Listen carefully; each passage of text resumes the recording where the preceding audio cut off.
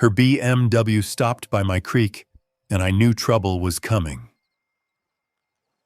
At 2:47 a.m., my phone lit up with a camera alert from behind my hay barn. Denise Marlowe, the HOA president, was cutting the chain on my root cellar like she owned my ranch. She thought I was asleep. She thought the old deed, the fence line, and my father's concrete didn't matter. But every step she took was being recorded. Stay with me, and if you like stories where quiet folks stand their ground, subscribe for the next one. At 2:47 in the morning, my phone buzzed against the pine nightstand hard enough to wake me before the second vibration. I opened my eyes in the dark and knew right away it wasn't a weather alert. Out here on Turner Creek Ranch, my phone only screamed at that hour for two reasons: cattle through a fence or somebody where they had no business being. The screen lit my bedroom blue. Motion detected. Storm cellar entrance. I sat up slow. Not because I was calm, but because a man learns after enough bad nights that panic wastes time. I tapped the camera feed. There she was, Denise Marlowe, HOA president of Prairie View Estates, real estate broker, queen of orange notices and fake authority, standing behind my hay barn at 2:47 a.m. with bolt cutters in both hands. For 3 months, she had called my storm cellar an eyesore, a safety hazard, an unauthorized structure, a threat to community drainage, and every other phrase she could dress up on HOA letterhead. She had fined me for cattle dust, hay bales, faded barn paint, and a cellar door her subdivision had no right to look at, much less control.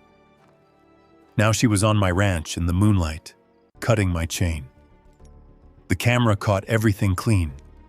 Her white BMW was parked down by the cottonwoods with the lights off.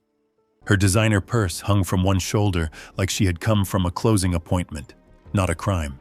A flashlight was clamped under her arm, pointed at the cellar door my father poured in concrete after the 1979 tornado season. That cellar wasn't decorative. It wasn't some weekend hobby structure for Denise to circle on a violation form. My father built it with his own hands after a twister tore a cattle shed clean off this property and scattered tin halfway to the creek. He used to say a man didn't own land until he had a safe place underground and a deed above it. The bolt cutters bit through the chain with a dull metallic snap. I heard it through the camera audio first, then faintly through the walls of the house, carried across the open ranch in the cold dark.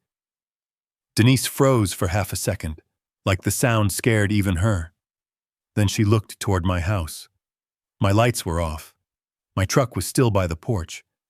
From where she stood, I probably looked asleep, old, alone, and easy to beat. That had been her mistake from the beginning. I swung my feet to the floor and reached for the tablet beside the bed. 4 camera angles came up at once. The barn corner, the cellar door, the creek fence, and the inside shelf facing the stairwell. All recording, all cloud-backed, all time-stamped. Denise pulled the broken chain away and laid it carefully in the dirt, like being neat made it legal. Then she opened the cellar door. The hinges gave a low groan. That sound went through me harder than I expected. Not fear, not even surprise. Something colder. The kind of anger that doesn't make you shout. The kind that makes your hands steady. She stepped onto the first stair. Her flashlight beam cut down into the cellar, sliding over old canned peaches, feed sacks, and the steel shelves my father welded before arthritis bent his fingers. Then Denise Marlowe, the woman who had stood in an HOA meeting and called me a non-compliant ranch holdout, walked into the dark like she owned my bloodline. I didn't move toward the door. I didn't grab a rifle. I didn't shout her name through the window. I watched. Because Denise had spent 3 months trying to drag me into her kind of fight. The loud kind. The messy kind. The kind where she could point a manicured finger and say I was unstable, hostile, dangerous. She wanted anger. She wanted a reaction. She wanted one moment she could twist into proof that Caleb Turner was the problem on Turner Creek Ranch. so I gave her silence. The camera inside the cellar picked her up as she reached the bottom step. She turned slowly, scanning the walls. Her breathing came through the speaker, quick and shallow. Then she whispered something that made the back of my neck tighten. "Where did you hide it, Caleb?" I leaned closer to the screen. Not, "Is it safe?" Not, "Is there damage?" Not any of the words she had used in her letters about community safety or emergency access. "Where did you hide it?" That was when the last piece clicked into place. This had never been about a cellar door. It had never been about barn paint or cattle dust or Prairie View property values. Denise Marlowe came onto my land in the middle of the night, looking for something she believed could stop her. And I already knew what she thought it was. I looked at the remote alarm latch icon on my phone. One tap would secure the cellar door from the outside. One tap would keep her exactly where she had chosen to go until Sheriff Wade Carson could see what she had done with his own eyes. But I didn't tap it yet. Not yet. I let her walk deeper. Let her open the first storage box. Let her put her fingerprints on my father's metal cabinet. Let her whisper into the dark, thinking nobody in the world could hear her. Because the night Denise Marlowe crossed my fence line was the night she stopped being an HOA president and became an intruder.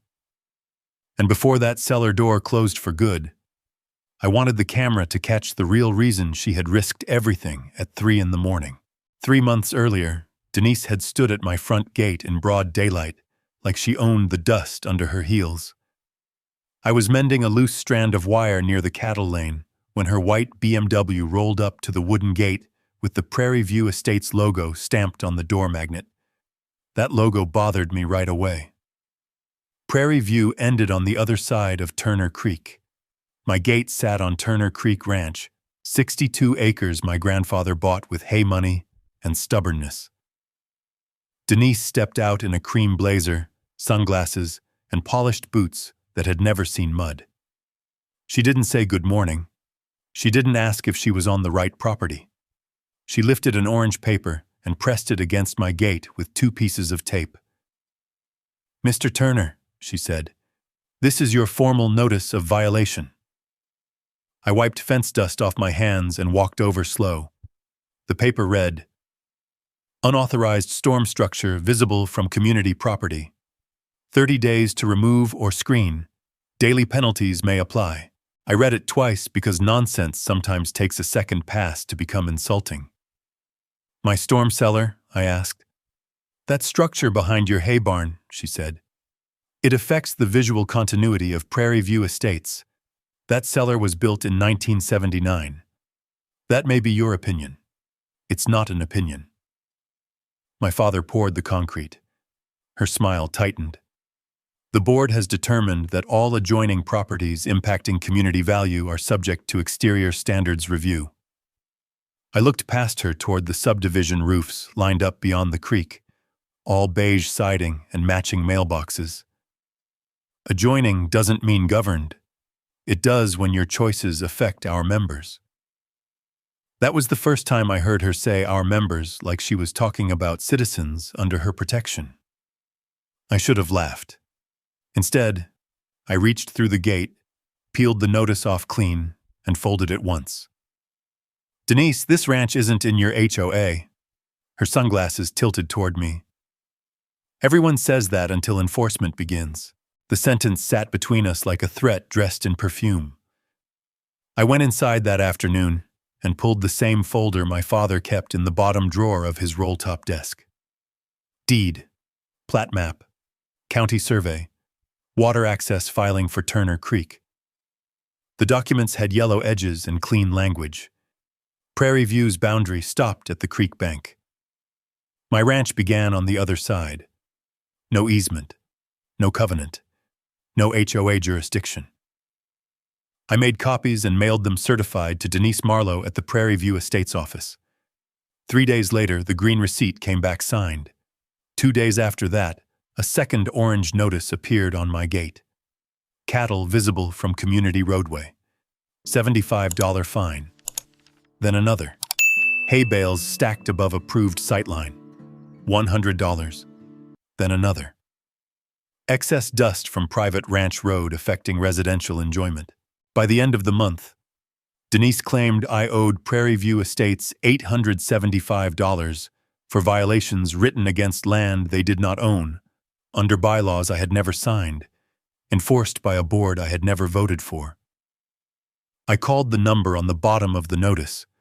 Denise answered like she had been waiting. "You received my survey," I said. "I received documents," she replied. "The board is reviewing relevance. There's nothing to review. The county line is clear." "Boundaries are more complex than old farmers think, Mr. Turner." That one landed harder than she knew.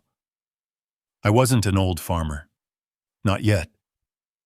I was a widower trying to keep the place alive after my wife Anna died and left every room in the house too quiet. The ranch was the last thing that still answered when I worked it. The creek, the cattle, the barn door and the wind. They didn't ask me to explain grief. They just needed tending. Denise heard my silence and mistook it for weakness. "You can avoid escalation," she said, "by cooperating." "With what?" "An exterior compliance inspection of the storm cellar and surrounding slope." There it was. Not the cattle, not the hay. The cellar. I looked out the kitchen window at the low concrete entrance behind the barn, half-shadowed under cottonwoods. The old steel door facing north like my father built it yesterday. "No," I said. Her voice cooled. "Then the board will proceed accordingly." The line clicked dead. I stood there with the phone in my hand, staring at the folder of documents on the table. The papers were clear. The law was clear. The fence line was clear. So why did Denise Marlowe keep pushing toward that cellar, like something under my land belonged to her? I got part of the answer at the next Prairie View Estates board meeting, though I wasn't supposed to be there. The meeting was held in their clubhouse, a tan building with fake stone pillars and a flagpole out front. I parked outside the gate and walked in carrying my folder under one arm. Nobody stopped me at first. They were too busy sipping coffee from paper cups and whispering like people do when they've already been told who the villain is. Denise stood at the front beside a projector screen, cream blazer replaced by a navy one, hair pinned tight, clipboard held against her ribs. On the screen was a photo of my storm cellar taken from across Turner Creek with a long lens. Under it, in bold letters, were the words, "Non-compliant ranch holdout." That photo did something to me. Not because it made the cellar look ugly. It didn't. It looked like what it was, a low concrete entrance behind a working barn. What hit me was seeing my father's work turned into a boardroom exhibit, a thing to be judged by people who had never fixed fence in sleet, never pulled a calf in the dark, never watched a wife get weaker in the same house they still had to wake up inside every morning. Denise tapped the screen with a pen. "Mr. Turner's property impacts our west-facing lots," she said. "Buyers expect uniform views. They do not expect cattle dust, exposed hay storage, or underground survival structures." A few people chuckled at that. Underground survival structures. I stepped forward. "It's a storm cellar." The room went quiet fast. Denise turned like she had expected me and planned for it. "Mr. Turner," she said, smiling without warmth, "this is a private board session. You're discussing my property. We're discussing impacts to our community. My ranch isn't in your community." A man at the table shifted in his chair. A woman avoided my eyes. Denise didn't blink. "That is a matter under review. No. It's a matter on file with the county." I lifted the folder. Deed, survey, plat map. I mailed copies. "You signed for them." Her jaw tightened just enough for me to see it. "Documents can be interpreted," she said. "Fence lines can't." That got a few looks. Not support exactly. More like people waking up to the idea that maybe Denise had not told them the whole story. She felt it too, and her voice sharpened. Mr. Turner, Prairie View has invested heavily in raising the value of this neighborhood. Your refusal to cooperate affects families who bought here in good faith. I didn't sell them their houses. No, but you benefit from proximity to our development, while ignoring standards that protect everyone else. There it was again. Her trick. Take something private, call it community. Take something legal, call it selfish. Take a man defending his land and make him sound like the threat. I looked around the room. My wife used to bring pies to your charity breakfasts, I said. Some of you ate at my table before half these houses were built. Nobody called this ranch an eyesore then. The silence changed. It got heavier. Denise's smile disappeared. With respect, she said, personal hardship does not exempt a property owner from responsibility. The words were clean. The cruelty was not. I closed the folder. My hardship isn't your business. My cellar isn't your business. My land sure as hell isn't your business. A few heads lifted. One woman near the end of the table, gray-haired and nervous, looked straight at me for the first time. I didn't know her name then. Later I would learn it was Linda Hayes. Denise pointed toward the door. You need to leave before I call security. You do that, I said. Make sure they write down what document gives you authority over Turner Creek Ranch. No one moved. Denise stood there with her clipboard, her BMW key fob flashing silver in one hand, and for the first time I saw something under all that polish. Not confidence, calculation. She wasn't embarrassed. She was measuring the room, deciding who believed her, who doubted her, and how much harder she would need to push. I walked out before she could turn me into the scene she wanted. Outside, the evening wind carried dust across the parking lot. My old pickup sat between two polished SUVs, dull, dented, honest. For a second, I saw myself through their eyes. Widower, rancher, stubborn man in worn boots arguing with progress. That was the wound Denise kept pressing. She thought loneliness made a man easier to corner. By the time I reached my gate, another notice was already waiting in my email. Formal demand for storm cellar inspection. Failure to comply may result in referral to county safety officials. I read it once under the porch light, then looked past the barn toward the concrete door in the dark. Denise had lost the room for half a minute, and that scared her more than my documents did. So now she was bringing in people with badges, clipboards, and county trucks. That was when I realized this fight was moving beyond HOA paper, and the next knock on my door would not come from Denise Marlowe. It came at 8:12 the next morning. A white county pickup rolled through my open gate and stopped beside the cattle guard. Two men stepped out wearing hard hats and reflective vests. One carried a clipboard. The other lifted a tablet and started taking pictures before anyone had said my name. I walked off the porch with my coffee still in hand. Mr. Turner? The man with the clipboard asked. County Safety Office. We received a complaint about unstable underground construction on this property. I looked past him to the storm cellar behind the barn. Complaint from who? Anonymous.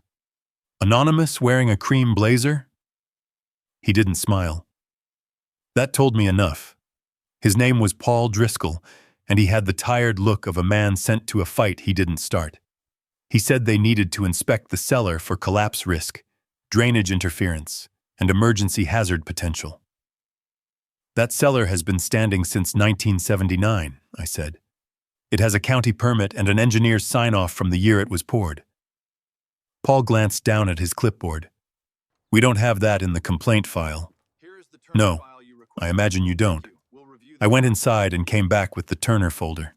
I handed him copies, not originals. My father taught me that. Never let the only copy leave your hand. Paul read the permit. His partner kept taking photos. Not of cracks, not of the concrete seams, not of the ventilation pipe. He photographed the slope from the cellar to Turner Creek, the cattle lane, the culvert, the dry wash behind the hay barn. Then he walked 30 yards west and took a picture back toward Prairie View Estates, lining up my cellar, the creek, and the subdivision roofs in one frame. That wasn't a safety inspection. That was mapping. Your man there seems pretty interested in sightlines, I said. Paul turned. Darren, hold up. Darren lowered the tablet, but not fast enough. I saw the screen. A grid overlay. Distance markers. Notes tagged drainage corridor. Drainage corridor? I asked. Paul's jaw worked once. We were asked to document runoff patterns. By who? He didn't answer. I took out my phone and photographed both men, the county truck, the clipboard, and the tablet in Darren's hand. Paul noticed. You recording us? I'm documenting activity on my land. The inspection ended 5 minutes later. Paul handed my permit copies back like they had started burning through his gloves. Mr. Turner, based on what you've provided, I don't see an immediate safety issue. We'll note that in the file. Make sure you note the cellar is permitted. I will. And make sure you note my ranch is not inside Prairie View Estates. He paused at the truck door. That part isn't my department. No, I said, but it's the only part that matters. By noon, the fire marshal showed up. Different truck, same complaint pattern. This time, the issue was alleged fuel storage inside the storm cellar. I opened the cellar door while he stood back with a flashlight, expecting barrels or chemicals. All he found were old tools, storm blankets, canned peaches, and 3 shelves of sealed jars Anna used to label in blue ink. He looked embarrassed before he reached the bottom step. Who told you fuel was stored down there? I asked. Complaint didn't include a name. They never do. He finished fast and left me a written note. No violation observed. I put it in the folder. 2 days later, a utility contractor arrived asking about buried electrical lines near the cellar. He had a work order for possible unauthorized underground service affecting community infrastructure. Community infrastructure. I asked him to show me the map. He hesitated. Then he turned the tablet just enough. There, shaded in pale yellow, was a proposed line running from Prairie View's west drainage basin across Turner Creek and straight through the slope behind my storm cellar. Not existing infrastructure. Proposed. I took one look and felt the whole fight shift under my boots. That map isn't for a repair, I said. The contractor's face drained. I'm not authorized to discuss planning documents. You just did. He packed up without checking a single wire. That evening, I laid everything across the kitchen table. Denise's notices, my deed, the county permit, the fire marshal note, photos of Darren's tablet, and the utility map burned into my memory. The paper trail pointed to one place. Not the barn, not the cattle, not the house. The slope between my storm cellar and Turner Creek. I walked out before dark and stood by the cellar door. The cottonwoods along the creek clicked dry leaves together in the wind. Across the water, Prairie View's streetlights were already glowing, clean and orderly, like nothing ugly could ever come from there. But ugliness was coming. It was coming with permits, planning maps, and anonymous complaints. And I was starting to understand that Denise Marlowe wasn't trying to enforce HOA rules. She was trying to measure how much of my ranch someone else needed. I was still standing by the storm cellar when headlights rolled through my gate, slow and familiar. Earl Bennett's old green pickup rattled over the cattle guard with a sound I knew from half a mile away. Earl lived east of me, on 40 acres of dry pasture and hard memories. He was the kind of neighbor who didn't visit unless he had a reason. He parked by the barn and stepped out with his hat low. "Caleb," he said, "you got a minute? That depends on what you heard." He looked toward Prairie View's lights across the creek. "Enough to know that woman ain't just mad about your barn paint." We stood beside the cellar door while the wind pushed dust against our boots. Earl pulled a folded flyer from his coat pocket and handed it to me. It was printed on expensive paper, the kind used for open houses and campaign dinners. Across the top, Holloway Ridge Development presents Turner Creek Wellness Village. My name was on that flyer without my permission. Not printed directly, not yet, but the map in the center showed a clean, bright drawing of walking trails, pond overlooks, luxury cabins, and a drainage basin exactly where my storm cellar sat. My stomach went still. "Where'd you get this?" "Denise left a stack at the Prairie View clubhouse," Earl said. "Told folks it was conceptual. Said land acquisition was almost resolved." "Resolved," I repeated. "She said the west slope would be cleared before the investor visit." I looked at the map again. The development's main drainage corridor crossed Turner Creek, curved behind my barn, and swallowed the storm cellar whole. They had drawn over my father's concrete like it was an old stump to pull out. Earl spat into the dirt. "Thought you ought to know before they came smiling with papers. They already came with inspectors." His eyes narrowed. "Then it's further along than I figured." The next morning I drove into town with the flyer on the passenger seat and the Turner folder beside it. Maggie Price's office sat above the pharmacy on Main Street. 2 rooms, old floors, no nonsense. Maggie had handled Anna's estate paperwork and the grazing lease when Prairie View tried to claim runoff rights 5 years back. She knew my land almost as well as I did. She read the flyer once, then again slower. "Who is Holloway?" I asked. "Grant Holloway," she said. "Developer out of Denver. Builds gated communities and gives them names that sound like therapy retreats. Can they do this without my land?"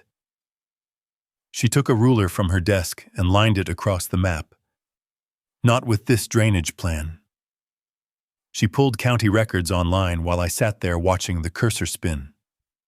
Holloway Ridge Development had filed a preliminary concept application 6 weeks earlier. The supporting documents listed Prairie View Estates as a cooperating adjacent community. The drainage attachment referenced anticipated easement acquisition across Turner Creek Ranch. Anticipated. Maggie leaned back.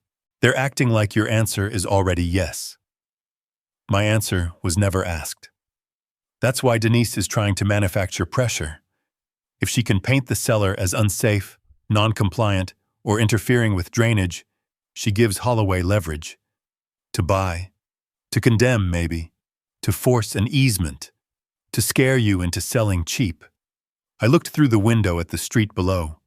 People moved past with grocery bags and coffee cups like the world had not just tilted under my feet. "That cellar is not the target," I said. "No," Maggie answered. "It's the obstacle." She printed the county filing, the concept plan, and the drainage map. Then she opened a new legal pad and wrote 3 words at the top. "Build the record." "From now on," she said, "you don't argue with Denise. You don't raise your voice. You don't meet her alone. Every notice, every inspection, every phone call gets saved. We answer with paper. I've been answering with paper. Now we answer with better paper."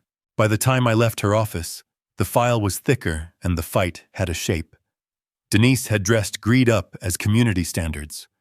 Holloway had dressed a land grab up as progress. And Prairie View's board had either believed the lie or decided not to look too hard at who paid for it. That evening, I parked by the storm cellar and watched water move slow through Turner Creek. My father built the cellar for wind. He never imagined it would stand in the way of money. Earl came back near sunset with 2 coffees in a paper tray. "Maggie find anything?" he asked. "Enough." He handed me a cup. You going to sue? Not yet. What then? I looked toward Prairie View, where Denise's BMW sat near the clubhouse, shining under a security light.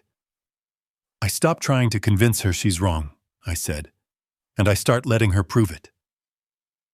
Earl nodded like that made perfect sense. Across the creek, Denise stepped out of the clubhouse beside a tall man in a gray suit. He pointed toward my ranch. She pointed toward the storm cellar. Neither of them saw me watching. But from that moment on, I understood the real game. If I lost the cellar, I lost the slope. If I lost the slope, I lost control of the creek. And if I lost the creek, Turner Creek Ranch would become the scenic background for somebody else's $1 million brochure. The next morning, Maggie Price called before sunrise. I looked deeper into Holloway's filing, she said. They don't have a drainage easement. They don't have access rights. And they sure don't have authority to touch your cellar. Then why are they acting like they do? Because they're hoping to create a condition the county can use against you. Unsafe structure, public drainage concern, environmental hazard. Pick one. If they make enough noise, they can force a hearing. I was standing at the kitchen sink, looking out toward the barn. The storm cellar sat low and still in the gray light. The same concrete lip my father had shaped with a trowel older than I was. What do I do? You stop trying to prove you're reasonable to unreasonable people, Maggie said. Build the record. Quietly. So that is what I did. I started with cameras. Not because I wanted drama. Because every lie Denise told came with a letterhead, a timestamp, and a witness who only heard her side. I needed the ranch to speak for itself. Earl Bennett helped me install the first trail camera on a cottonwood near the creek crossing. The second went on the hay barn, aimed at the cellar door. The third watched the cattle lane where Denise kept parking to take pictures. I put a fourth inside the cellar, high in the corner behind an old tobacco tin, aimed at the stairs and the storage shelves. Earl looked at the tiny black lens and shook his head. Your daddy would have hated all this tech. My daddy hated trespassers more. That got half a grin out of him. Then came the lock. I did not build anything dangerous. I did not rig anything to hurt anybody. I replaced the old chain with a decoy chain, the kind a person with bolt cutters would think mattered. Behind the door frame, Earl and I installed a remote alarm latch tied into my phone. If someone entered without permission, I could secure the door from outside and keep the scene intact until law enforcement arrived. Maggie reviewed it before I activated the system. You call Sheriff Wade Carson the second anyone goes in, she said. No games, no threats, no speeches. I know. I mean it, Caleb. Evidence wins. Revenge gets messy. I looked at her across my kitchen table. This isn't revenge. She didn't answer right away. Then she said, Good. Keep it that way. For the first time in weeks, I felt the ground come back under me. Denise had been using motion, notices, inspectors, rumors, pressure. I had been reacting. Now the ranch was ready to record. But records alone would not make Denise move. Greed would. The idea came from something she had said at the board meeting. Underground survival structures. She didn't believe the cellar was just a cellar. She believed old ranchers hid things. Documents, cash, proof, secrets. So I let that belief breathe. I did not call her. I did not email her. I just made sure the right sentence reached the wrong ears. Earl stopped by the Prairie View Feed Co-op 2 days later and said, loud enough for 3 HOA board wives to hear, that Caleb Turner's father had kept old water papers in the storm cellar. Papers from before Prairie View was built. Papers that could shut down any drainage claim across Turner Creek. It was not exactly false. My father did keep old records. Most were already in Maggie's hands. But Denise did not need the truth. She needed bait shaped like truth. By Friday afternoon, her BMW drove past my gate twice. By Saturday evening, it slowed near the cattle guard and stopped just long enough for the driver's window to lower. I watched from the barn shadow as Denise lifted her phone and took one picture of the cellar, then another of the creek slope, then another of my gate. She was not hiding anymore. She was calculating. Sunday morning brought a new notice by email. Prairie View Estates hereby demands emergency access to inspect potential historical drainage documents and unauthorized underground records affecting community infrastructure. I read that line 3 times. Unauthorized underground records. Denise had dressed theft in bureaucracy before she had even committed it. I forwarded the email to Maggie. Her reply came 6 minutes later. Do not respond. Save it. So I saved it. That night, I sat at the kitchen table with the camera feeds open. The house was quiet in the way it gets when memory takes up more room than furniture. Anna's chair sat empty across from me. My father's folder lay beside my coffee. Outside, the creek kept moving in the dark. At 10:41, the barn camera caught headlights crawling past the fence. White BMW. At 11:08, it passed again. At 11:36, it stopped near the cottonwoods. Denise Marlowe stepped out, stood by the fence and stared toward the storm cellar for almost a full minute before getting back in her car. I did not move. I did not call out. I watched her teach me her pattern. By Monday morning, the line between pressure and crime had narrowed to the width of a chain, and Denise, polished boots and all, was getting ready to step over it. I was checking the west fence when Earl's pickup came fast over the cattle guard, dust rolling behind him in a brown sheet. He didn't wait for the engine to die before stepping out. You need to get to the house, he said. What happened? Woman on your porch. Not Denise. Looks scared enough to run. I drove back with him following. A gray sedan sat by my front steps, crooked in the gravel like whoever parked it had done so with shaking hands. On the porch stood the woman I had seen at the board meeting, the one who looked at me when everyone else looked down. She clutched a manila envelope against her chest. Mr. Turner? She asked. Caleb. My name is Linda Hayes. I'm on the Prairie View board. Earl stopped beside me but said nothing. Linda looked past us toward the road, then toward the creek. I shouldn't be here. Then why are you? She held out the envelope. Because Denise is going to do something illegal, and if I stay quiet, I'm part of it. I opened the door and let her inside.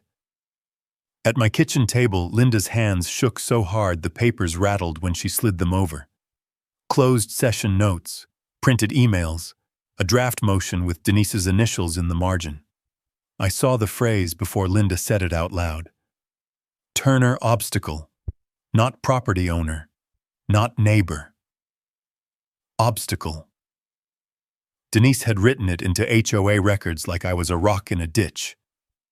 Linda swallowed. The board met Friday night after your attorney requested the county filings. Denise said the investor meeting is next Monday. She said Holloway Ridge won't wait if the drainage issue isn't cleared. I turned the page. Emergency condemnation strategy. False safety documentation. Accelerated access to cellar records. My jaw tightened, but I kept my voice even. What does accelerated access mean? Linda looked at the floor. She said you had documents hidden in the cellar. Old water filings. She said if she could confirm they were there, Grant Holloway's attorneys could challenge them before you filed anything. She said this in front of the board? She said parts of it. The rest was after the meeting, in the parking lot. Earl leaned forward. Who heard her? Me. Carl Donovan. Maybe 2 others. But they won't talk. Denise has half that neighborhood scared of liens and the other half hoping their property values double. I picked up the email chain. Denise had written to Grant Holloway directly. Caleb Turner is emotionally attached to the structure. Pressure through safety channels is producing movement. If necessary, I can personally verify the contents before Monday. Personally verify. That was the clean phrase she used for trespass. Linda wiped at her eyes with the heel of her hand. I joined the board because I thought we were helping people. Then Denise started talking about your ranch like it was already ours to manage. When I questioned her, she told me not to get sentimental over one widower and a concrete hole. The kitchen went quiet. That concrete hole had held my family through tornado warnings, ice storms, and the night Anna got sick and the power went out. I had carried blankets down those steps with my father as a boy.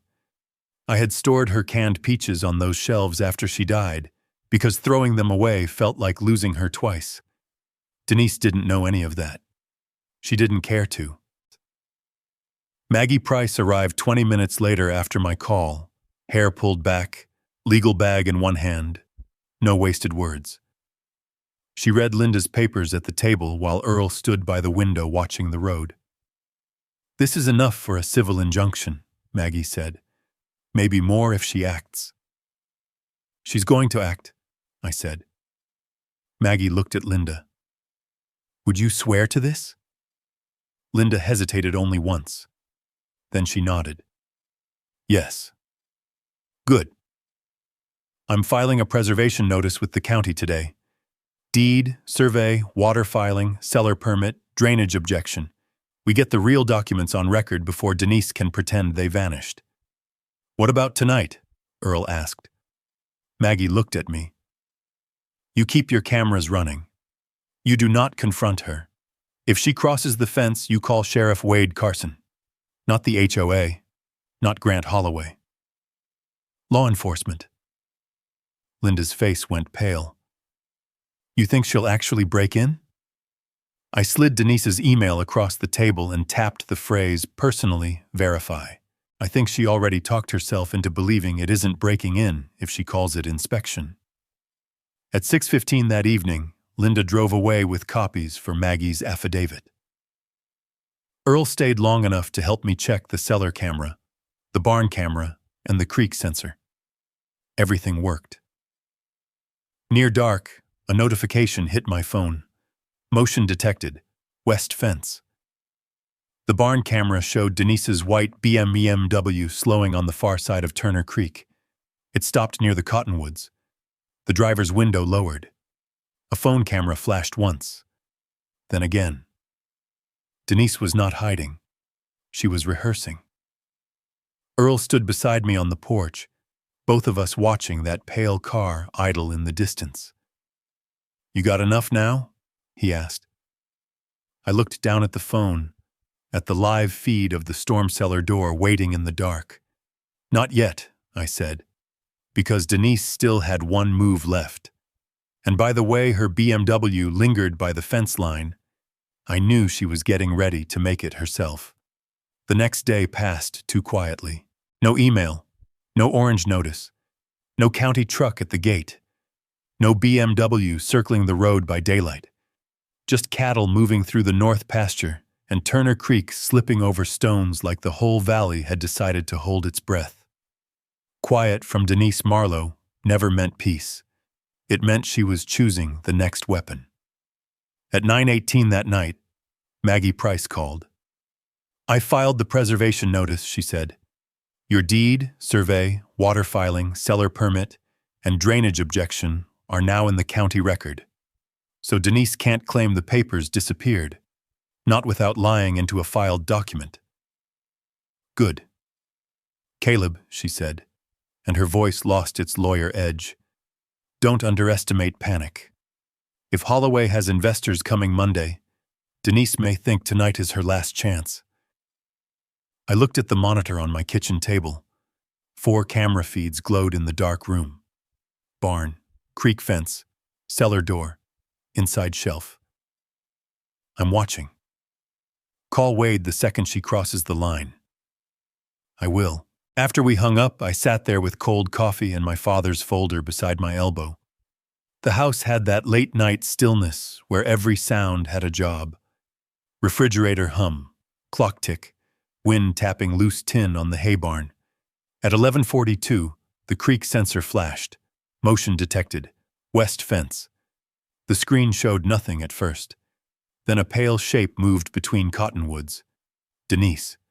No cream blazer this time. No board meeting navy. She wore a dark jacket, dark pants, hair tucked under a ball cap. But the walk was the same. Purposeful. Entitled. Like even trespassing was something she expected others to make room for.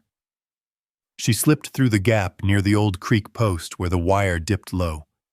I took a screenshot and saved it. She crossed the pasture without a flashlight, using the moon and memory. That told me she had rehearsed it.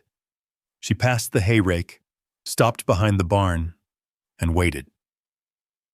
At 12:06, another figure appeared by the west fence. Tall man, gray coat, moving slower. Grant Holloway. He did not cross all the way. He stayed by the cottonwoods, phone to his ear, looking toward my cellar like a man inspecting an investment from a safe distance. Denise's phone lit in her hand. The barn camera caught her whisper. "I'm here." A pause. "No, he's asleep. The house is dark." Another pause. "I know what's at stake." That was the first clean piece.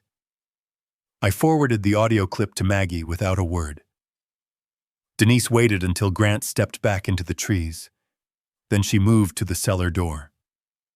The decoy chain hung exactly where Earl and I had left it. Old, visible, easy to cut. She pulled bolt cutters from under her jacket. The first bite of metal echoed through the camera audio. Snap. She flinched, looked toward the house, then cut again.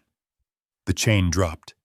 I felt my hand close around the phone, but I did not touch the latch app. Maggie's voice stayed in my head. "Evidence wins. Revenge gets messy." Denise pulled the cellar door open. The old hinges groaned low into the night. She stepped down one stair, then stopped, shining her small flashlight over the concrete walls. "Come on," she whispered. "Where are you?" She went deeper. Inside the cellar, the hidden camera caught her face clearly. No panic yet, just greed sharpened into focus. She moved past Anna's shelves, past the storm blankets, past the old feed sacks, opening anything with a lid. She pulled out a metal box full of seed receipts and tossed it aside. She opened a cabinet and pushed jars of peaches hard enough that glass clinked against glass. My jaw tightened. Those peaches still had Anna's handwriting on the labels. Denise didn't see a dead woman's last summer of work. She saw clutter between her and a development deal. Then she found my father's old survey tube. Empty. Planted there on purpose. She unscrewed it, looked inside, and cursed under her breath. Her phone buzzed. She answered fast. "I'm inside now," she whispered. I leaned closer to the speaker. "If the record is here, I'll take care of it." There it was. The sentence. Not inspect, not verify, not protect the community. Take care of it. I saved the clip, sent it to Maggie, and opened a new message to Sheriff Wade Carson. Intruder inside my storm cellar. Breaking and entering. Recorded from multiple angles. No immediate danger. Please respond to Turner Creek Ranch. I did not hit send yet. Denise moved toward the back shelf, breathing harder now. She opened another box, then another, searching for documents that were already safe in the county record. She thought she was hunting evidence. She had no idea she was becoming it. My thumb hovered over the remote latch. The cellar camera showed her standing under my father's concrete ceiling, surrounded by everything she had tried to erase. I waited one more second. Then I tapped the screen. The remote latch engaged with a quiet metal click, soft enough that Denise did not hear it from the back shelf. On the monitor, she kept digging through my father's old feed records, her flashlight clenched between her teeth, one hand flipping papers, the other holding her phone. She was still looking for the document she thought could save Holloway's drainage plan. She didn't know that document was already filed downtown, stamped by the county clerk, sitting where no bolt cutter could reach it. Then her phone buzzed again. She answered in a whisper, "No, I haven't found it yet." A pause. I said, "I'm handling it." Another pause. "Grant, if he files those water rights before Monday, your whole West Basin collapses." I hit record again just to mark the sentence, though every camera was already running. Denise snapped the phone off and shoved it into her purse. She kicked a cardboard box hard enough to spill old rope and rusted gate hinges across the floor. That was the first time I saw panic on her face. Not fear of getting caught. Not yet. Fear of failing someone richer than her. She climbed the stairs at 2:58, moving fast, probably to call Grant Holloway from outside where her voice would not echo off concrete. She reached the top, pushed the door, and stopped. The door did not move. She pushed again, harder. What the hell? The cellar camera caught her face from below. Her lips parted. Her eyes moved to the broken chain on the floor outside, visible through the narrow crack under the door. The chain she had cut. The chain she thought mattered. She shoved her shoulder against the door. Steel does not argue. "Caleb?" Her voice came sharp, angry first. "Caleb Turner, open this door. I hit send on the message to Sheriff Wade Carson. Then I called him." He answered on the third ring, voice rough with sleep. "Carson, Wade, it's Caleb Turner. I have an intruder secured inside my storm cellar." That woke him up. "Secured how?" "Remote alarm latch. She entered after cutting my chain. She's unhurt." Ventilated space while I'm watching her on camera. "She?" "Denise Marlowe." Silence, then a slow breath. "The HOA woman?" "Yes." "Do you have footage?" "Multiple angles. Audio, too." She called Grant Holloway from inside. His voice changed then, from neighbor to sheriff. "Stay in the house. Do not open that cellar. I'm on my way." I hung up and turned on the intercom. "Denise." She froze. The camera showed her looking up toward the small speaker near the old storm shelf. "Caleb, this door is jammed." "No, it's secured. You need to open it right now. Sheriff Carson is on his way." That hit her harder than the locked door. Her face changed in stages.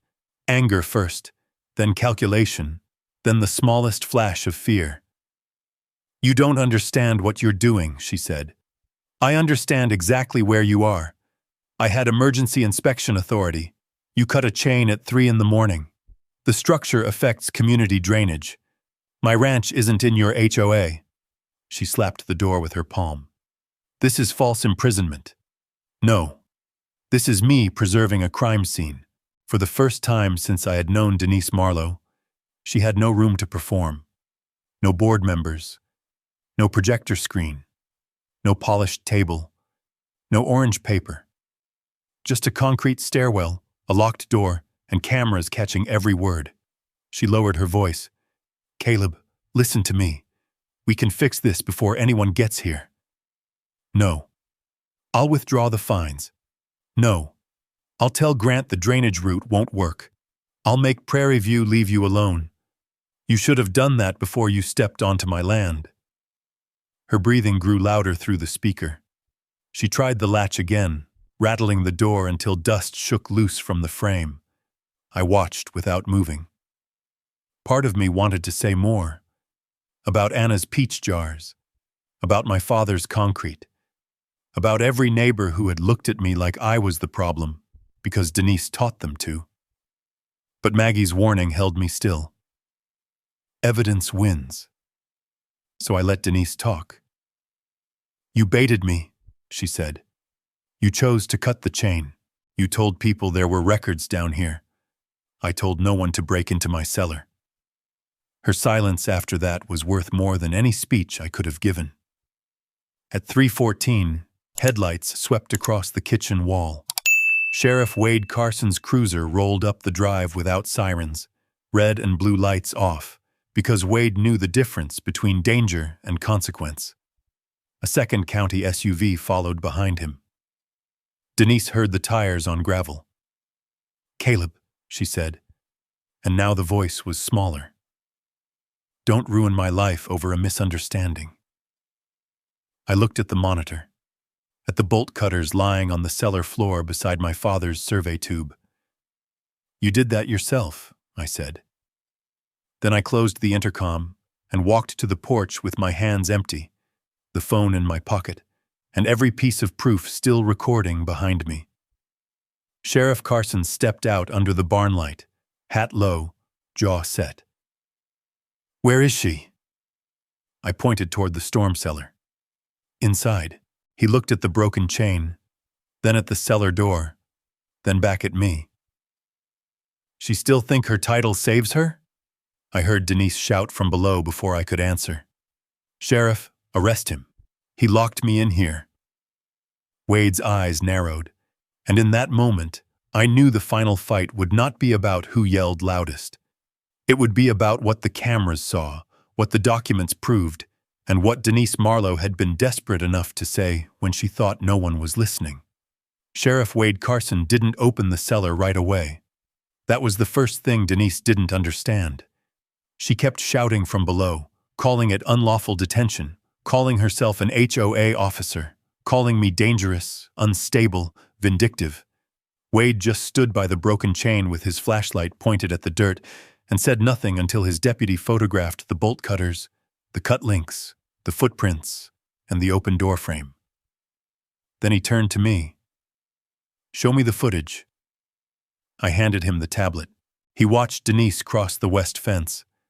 He watched Grant Holloway wait by the cottonwoods. He watched her cut the chain, step inside, open my father's boxes, and call Grant from inside the cellar. When her recorded voice said, "If the record is here, I'll take care of it," Wade paused the video. His face did not change much, but his eyes did. "That's not an inspection," he said. "No. That's evidence tampering if those records relate to a land dispute. That's what Maggie says." As if summoned by her name, headlights swept up the driveway. Maggie Price stepped out of her car in jeans, boots, and a coat thrown over her blouse like she had dressed while moving. Linda Hayes arrived 2 minutes behind her, pale but steady, carrying the manila envelope that had started Denise's fall. Denise heard the voices above. "Linda?" she shouted. "Linda, tell them this was authorized." Linda flinched, then looked at Sheriff Carson. "It wasn't," she said. Maggie laid the county-stamped preservation notice on the hood of Wade's cruiser. Deed, survey, water filing, storm cellar permit, drainage objection. All recorded before Denise ever touched that chain. Then Linda handed over the closed session notes. Wade read the phrase, "Turner obstacle," twice. The second time, he looked toward the cellar door. "Mrs. Marlowe," he called down, "I'm opening this door now. Keep your hands visible and step out slowly." I tapped the app. The latch released with the same quiet click that had ended her night. The door opened. Denise came up the stairs with dust on her knees, her hair half loose, her purse strap twisted around one arm. She tried to stand tall, but the cellar had taken the polish off her. Her eyes went from Wade to Maggie to Linda, then finally to me. "This is a civil matter," she said. Wade pointed to the bolt cutters in the deputy's evidence bag. "Not anymore." Denise's face hardened. "Sheriff, you know who I am." "I do," Wade said. "That's why this is disappointing." He read her the charges there beside my father's storm cellar. Trespassing, breaking and entering, criminal mischief, and suspected conspiracy tied to the Holloway Ridge development filing. When the cuffs clicked, she looked less angry than stunned, like consequences were something she had only seen happen to other people. Grant Holloway tried to leave before deputies reached the cottonwoods. He did not get far. His phone records, Denise's call, Linda's meeting notes, and Maggie's county filings pulled the whole thing into daylight. Within a week, Holloway Ridge Development withdrew its application. Their investors didn't want a project attached to forged pressure campaigns, false complaints, and a midnight break-in. Prairie View Estates held an emergency board meeting 6 days later. Denise was removed before the coffee cooled. The fake fines vanished. The county closed every complaint against my ranch with the same sentence stamped across the file. No violation found. 6 weeks later, Linda Hayes drove through my gate with a formal written apology from the board. She stood on my porch, holding the envelope in both hands. "I'm sorry we let her make you the enemy," she said. I took the letter, but I didn't open it right away. Across the yard, Earl Bennett was leaning against his pickup with a thermos of coffee. The cattle were moving along Turner Creek, slow and calm, noses low in the grass. The storm cellar door had a new chain on it, thicker than the old one, but the same steel handle my father installed decades before. "Tell the board something for me," I said. Linda nodded. "Neighboring land isn't community property just because somebody wants the view." She looked toward the creek, then back at me. "I'll tell them." After she left, Earl handed me coffee from his dented thermos. "You feel better?" he asked. I watched the dust settle behind Linda's car. "No," I said, "but I feel done." That was the truth of it. Justice didn't bring Anna back. It didn't make my father's hands young again, or erase 3 months of being treated like a problem on my own land. But the gate stayed closed. The creek stayed mine. The cellar stayed standing. And Denise Marlowe learned what my father had tried to teach me long before I understood it. Power is not a clipboard. It is not a board title, a glossy brochure, or a rich man pointing at a map. Power is a deed in the county record, a fence line nobody gets to move, and the patience to let a liar walk straight into the truth. That is the lesson Caleb learned the hard way. When someone tried to raise up Razor as authority, he did not meet it with shouting. He kept the paper, he sold the notestick, he adjusted the survey, the county record, the cameras, and the people willing to tell the truth. In the end, the ranch did not stay standing because Caleb was louder. It stayed standing because he was steady. And maybe that is something a lot of us understand. Land is not just dirt. A home is not just boards and concrete. Sometimes it's the last piece of family history a person has left. Sometimes it's where drip gets quiet, where words still matter, and where a man remembers who he is. Standing your ground does not always mean making noise. Sometimes it means keeping your hand clean and your record trained. If you have ever dealt with an HOA, a pushy neighbor, or somebody who thought your property was there to control, type yes in the comments, or just tell us what state you are watching from. And if stories like this mean something to you, subscribe and stay with us. There are more stories coming about ordinary folks, quiet courage, and the kind of justice that starts with one person refusing to be moved.